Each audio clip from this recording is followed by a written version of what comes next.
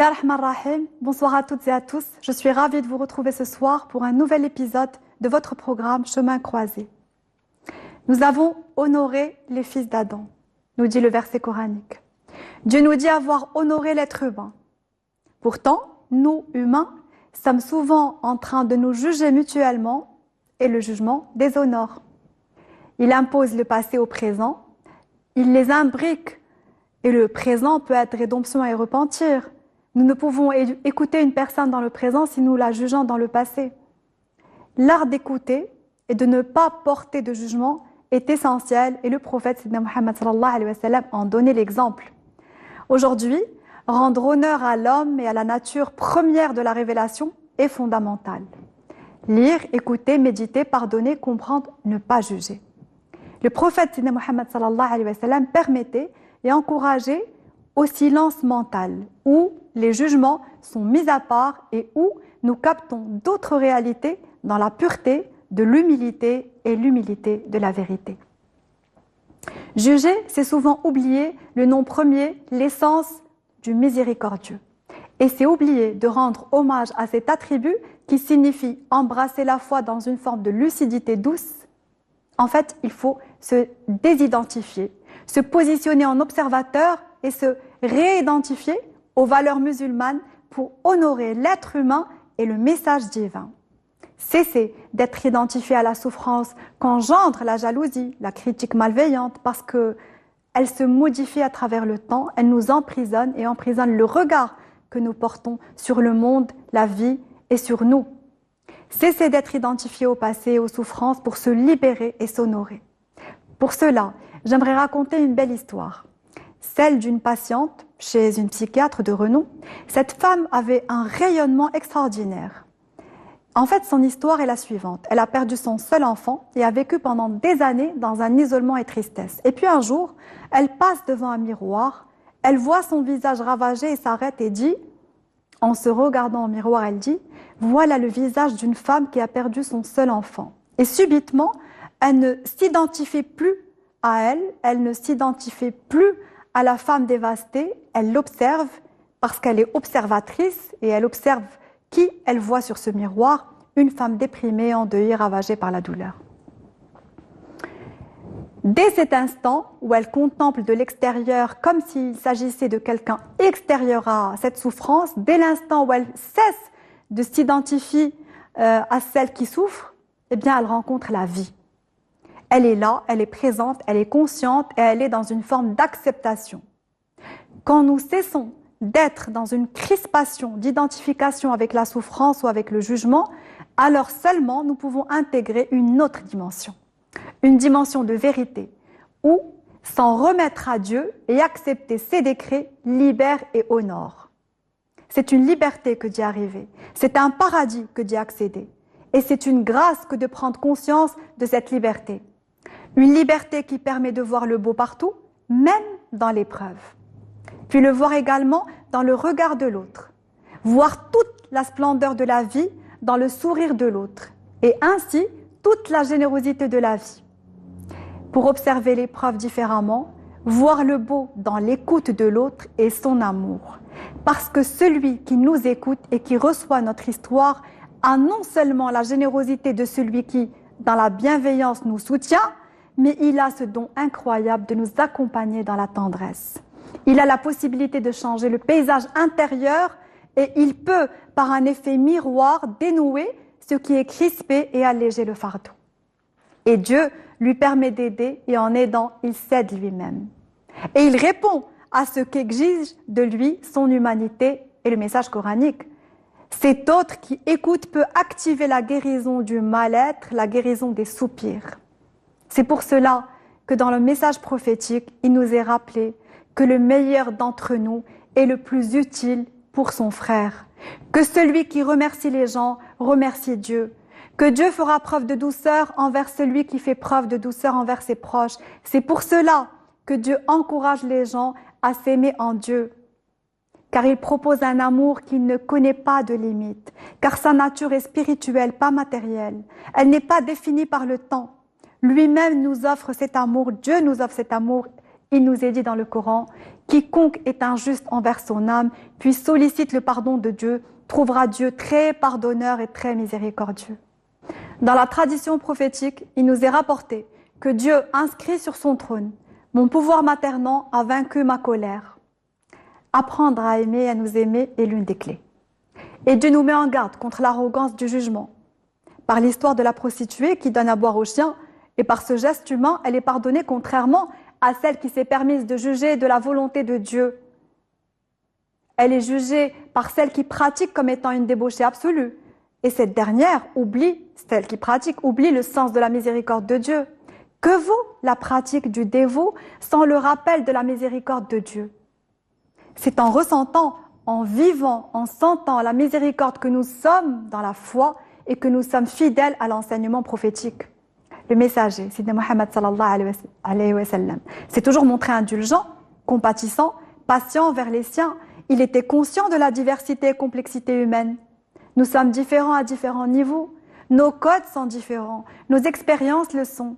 Le respect et l'indulgence donnent sens à l'humain et à l'humanité. Et ça nous ennoblit. Dieu, à travers le message, donne des images, des paraboles de son amour. L'imam Muslim raconte cette histoire rapportée par le troisième calife Omar ibn Khattab. Celui-ci explique que le prophète Sidna Muhammad sallallahu alayhi wa sallam amène des prisonniers, parmi eux une femme qui allait son fils et demande à tous ceux qui étaient présents: est-ce que vous imaginez cette femme jeter son fils au feu? Ils dirent non, non, non. C'est alors que Sidna Muhammad leur annonce: Dieu est plus miséricordieux envers ses serviteurs que cette mère ne l'est envers son enfant. L'amour de Dieu doit être honoré et seul l'ignorant peut avancer qu'il est conditionné. D'ailleurs, à ce propos, Anas ibn Malik entend ces merveilleuses paroles du messager: Dieu qu'il soit exalté dit, dans un hadith qudsi: ô fils d'Adam, tant que tu m'implores et que tu espères en moi, je te pardonnerai. Peu m'importe, ô fils d'Adam, si tes fautes atteignent le firmament. Tu implores mon pardon, je te pardonne. Peu m'importe si tu viens à moi avec autant de péchés que l'immensité de la terre. Tu me rencontres en m'associer qui que ce soit.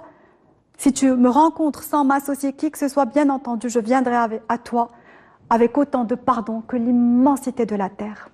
Le prophète Sidna Muhammad sallallahu alayhi wa sallam nous enseigne que le jour de la résurrection, Dieu appellera tous ceux qui se seront aimés en lui et les protégera par sa pénombre. En ce jour, ces êtres heureux trouveront refuge auprès de Dieu et s'abriteront auprès du Très-Doux. Dieu a vraiment aimé l'être humain bien avant que celui-ci ne sache le reconnaître et l'aimer. Et ce qui caractérise le plus un croyant est le fait d'espérer en Dieu, d'avoir ce sentiment et cette intuition aussi bien innée qu'acquise qui révèle que Dieu aime, donne sans compter et pardonne. Espérer en Dieu est une branche fondamentale de la foi. Cette espérance en le divin signifie avoir confiance en ce qu'il va nous réserver dans un avenir prochain et être au profond de soi sûr que tout ce qui advient est la preuve de son amour éternel, inconditionnel, de ses grâces et de sa miséricorde. Espérer en lui, c'est également la preuve que notre témoignage de foi est fait avec intelligence, sincèrement du très fond de notre cœur, avec amour. Espérer en Dieu signifie que nous avons senti et embrassé ses noms et ses attributs, ses qualités divines, et compris qu'il est celui auprès duquel l'espoir naît et perdure.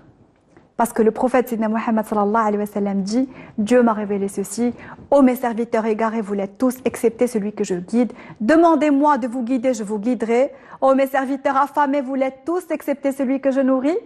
Demandez-moi de vous nourrir, je vous nourrirai. Ô mes serviteurs nus, vous l'êtes tous, excepté celui que j'habille, que j'ai vêtu. Demandez-moi donc de vous vêtir, je vous habillerai. Ô mes serviteurs, vous péchez la nuit et le jour, et c'est moi qui pardonne tous les péchés. Implorez mon pardon, je vous pardonnerai.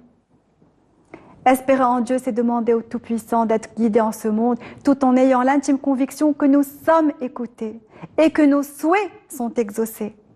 Espérer en lui, c'est également et surtout croire en sa miséricorde le jour des comptes, parce que c'est en quelque sorte ressentir ces paroles du maître soufi qui dit, parce qu'il dit à Dieu, ce maître soufi: Seigneur, si tu me demandes des comptes sur mes péchés, je vais faire appel à ton indulgence.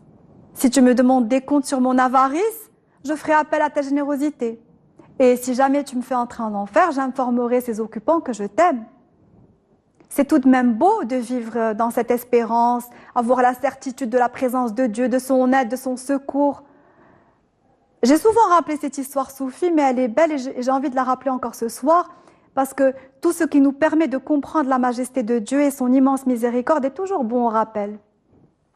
J'aimerais, pour illustrer ce message, raconter cette histoire soufie d'un cheikh qui ne voit pas, il est non-voyant, il reçoit la visite d'un homme qui entre chez lui, et puis il est étonné d'y trouver un exemplaire du Coran, parce que bon, il sait qu'il ne voit pas. Le visiteur ne fait aucun commentaire, le cheikh lui offre l'hospitalité pour quelques jours, il accepte, et une nuit, l'homme se réveille parce qu'il entend du bruit, il entend une voix qui récite le Coran. Il se lève et il voit ce même cheikh en train de lire les versets du Coran. Et il ne peut pas se retenir, il l'interroge et lui dit « Mais tu es non-voyant ?» Et il souhaitait savoir comment est-ce qu'il réussissait à lire.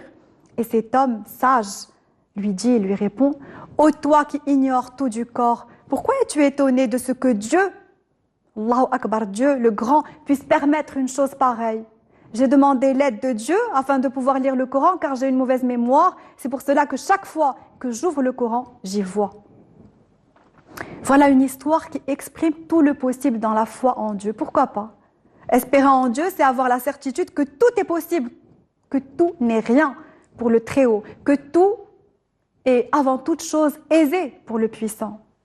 Réellement, Dieu nous dit être ce que nous croyons de lui qu'il est. C'est pour cette raison qu'il nous faut avoir la certitude de son pardon, de son amour. D'ailleurs, dans un hadith rapporté par l'imam Muslim, Jabir ibn Abdullah dit avoir entendu du prophète Muhammad sallallahu alayhi wa sallam ces paroles que chacun d'entre vous veille à ne mourir qu'en pensant du bien de Dieu. C'est-à-dire que mourir en espérant le pardon divin, en ayant l'assurance de la grâce que Dieu répand sur nous. Parce que Dieu révèle à ce sujet, à l'un de ses envoyés, que toute personne qui vient à lui au jour dernier en l'aimant, il l'a fait entrer au paradis. Il lui révèle que toute celle qui vient à lui en le craignant, il lui épargne l'enfer. Et qu'à l'égard de toutes celles qui se sentiraient confuses, gênées face à ses péchés, il sera clément et lui effacera ses péchés. Dieu étant le juste, l'équitable, le protecteur, le défenseur, envers qui d'autre placer notre confiance? Étant le puissant, le tout-puissant, le créateur, l'inventeur, le déterminant, envers qui d'autre placer nos espoirs? Étant celui qui absout, celui qui pardonne, le miséricordieux, le bon, le bienfaiteur, le clément, en qui d'autre espérer? En Dieu, si ce n'est en Dieu, le très doux. Et malgré toutes les erreurs que l'être humain peut dans un moment ou un autre commettre, Dieu est devant Dieu si cet homme les commet, et devant les hommes, eh bien Dieu reste le très pardonneur. Il est celui qui comprend mieux son serviteur, il ne le prive pas de ce dont il l'a gratifié et accepte son repentir dès lors que l'individu prend conscience de sa mauvaise action. Si l'action a été commise dans l'ignorance et non dans la désobéissance, Dieu ne lui en voudra pas pour ce dont il n'avait pas connaissance. Et ça, c'est magnifique. Un autre sage, par ses réflexions, bien qu'inconnu de la plupart, dit à ce sujet, quand le serviteur commet un péché, Dieu le préserve malgré tout dans sa subsistance, dans sa santé, en n'exhibant pas son péché et en ne le punissant pas immédiatement. En fait, ce qui nous est par cette information rapportée, c'est que Dieu cherche toujours le repentir de son serviteur qu'il promet d'accepter, parce que Dieu pardonne quand le pardon lui est demandé. L'espérance en Dieu, c'est une richesse, et Dieu ouvre nos cœurs à cette connaissance, à cette richesse. Penser Dieu, c'est retenir en fait de lui ce qu'il nous dit de lui. Par exemple, ce que nous annoncent les versets suivants que j'aimerais partager avec vous. Dans le premier, Dieu révèle, dit « Ô mes serviteurs, vous qui avez commis des excès à votre propre détriment, ne désespérez pas de la miséricorde de Dieu. Dieu pardonne tous les péchés. Oui, il est celui qui pardonne. » Dans la sourate 39, verset 53. Dans un second verset, on peut lire « Dieu ne pardonne pas qu'on lui donne des associés, il pardonne ce qui est moindre à qui il veut. » Sourate 4, verset 48. Dieu nous veut heureux et nous recommande de vivre dans la confiance et dans l'amour. Le fidèle serviteur qui aime son Créateur et le reconnaît dans sa grandeur s'en remet à lui devant toute situation et ne perd jamais espoir en sa miséricorde. C'est important de préciser et rappeler que Dieu nous veut heureux, car dans toutes les paroles prophétiques, il y a des invitations au bonheur. Par exemple, dans un hadith du prophète, il nous est conseillé « Serrez-vous les mains les uns des autres, toute hostilité se dissipe et échangez des cadeaux, toute aversion disparaît. » Cette parole explique les résultats en psychologie, en neurosciences, aujourd'hui au sujet du bien-être, du bonheur, parce que le pardon, faire du bien aux autres, c'est s'en faire soi-même. Envoyer de l'amour aux autres pour en ressentir aussi soi-même. L'islam encourage les gens à s'aimer, à se pardonner et à s'entraider. Le prophète éduque son entourage et faisait preuve de patience et de bienveillance envers tous. Voilà le message que j'ai voulu partager avec vous aujourd'hui. Le prophète sait combien l'être humain est faible, mais il le sait aussi intelligent, ayant les capacités à faire des efforts pour sa propre personne, pour devenir plus humain et grandir en sentiment de dignité. Voilà, je vous remercie d'avoir suivi cet épisode et dans l'attente de vous retrouver très vite, même chaîne, même heure, je vous souhaite de prendre soin de vous et à très bientôt, Inch'Allah. Assalamu alaikum wa rahmatullahi wa barakatuh.